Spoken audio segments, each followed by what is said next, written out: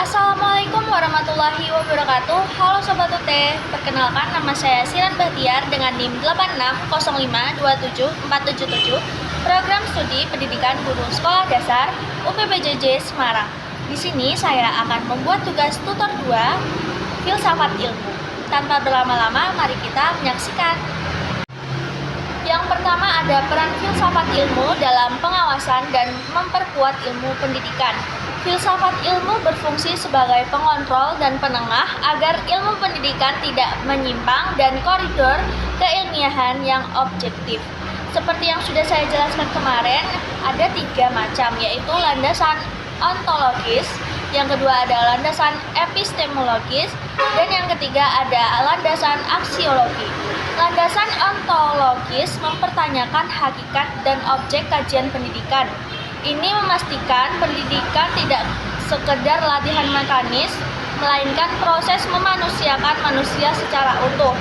Yang kedua ada landasan epistemologi, mengawasi metode dan cara ilmu pendidikan diperoleh, misalnya dari pendekatan kuantitatif dan kualitatif, agar valid, terukur, dan dapat dipertanggungjawabkan secara ilmiah. Yang ketiga adalah landasan aksiologi, yaitu menetapkan tujuan moral dan etika pendidikan, memastikan bahwa ilmu pendidikan diterapkan untuk kemaslahatan umat manusia. Selanjutnya ada timbal balik kontribusi pendidikan terhadap filsafat ilmu. Pendidikan yang bermakna dan bernilai tidak sekedar menjadi objek terapan, tetapi juga memperkuat perkembangan filsafat ilmu itu sendiri melalui mekanisme, yaitu ada pengujian teori secara empiris. Proses pembelajaran di lapangan bertindak sebagai laboratorium penguji bagi teori-teori filosofi. Keberhasilan atau kegagalan sebuah metode memicu refleksi kritis yang melahirkan teori dari cabang filsafat baru. Selanjutnya ada pengembangan karakter dan moral. Pendidikan yang menanamkan nilai-nilai luhur dan budaya reflektif mencegah ilmu pengetahuan terjebak dalam pragmatisme buta sehingga ilmu tetap beretika. Selanjutnya ada reproduksi ilmuwan kritis. Pendidikan mencetak generasi penerus yang memiliki nalar analitis yang pada gilirannya akan terus mempertanyakan dan memajukan peradaban filsafat ilmu itu sendiri. Selanjutnya yang ketiga ada filsafat ilmu sebagai pisau analisis dalam membedah persoalan pendidikan.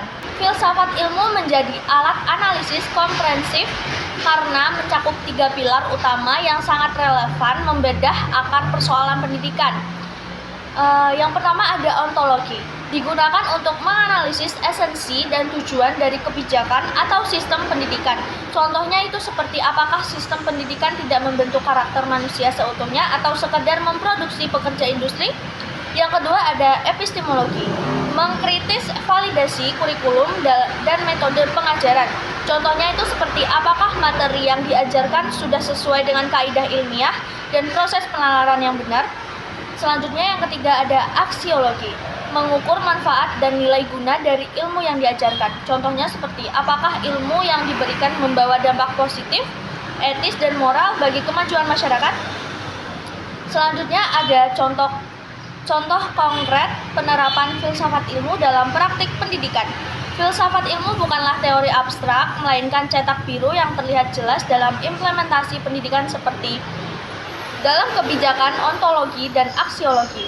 Penerapan kebijakan merdeka belajar didasarkan pandangan filosofi bahwa pendidikan harus berpusat pada siswa, berfokus pada potensi untuk setiap individu dan berorientasi pada pengembangan moral bangsa. Terus selanjutnya ada kurikulum merdeka. Penggunaan kurikulum merdeka dan metode project based learning mendorong siswa menemukan pengetahuannya sendiri melalui observasi kritis, refleksi, dan pemecahan masalah, bukan sekedar menghafal teori. Selanjutnya ada dalam pembelajaran aksiologi dan epistemologi. Guru menyeimbangkan aspek kognitif dengan pendidikan karakter dan budi pekerti, memastikan bahwa teknologi kecerdasan buatan AI digunakan secara etis dan metodologis tanpa menghilangkan proses penalaran kritis siswa. Terima kasih. Wassalamualaikum warahmatullahi wabarakatuh.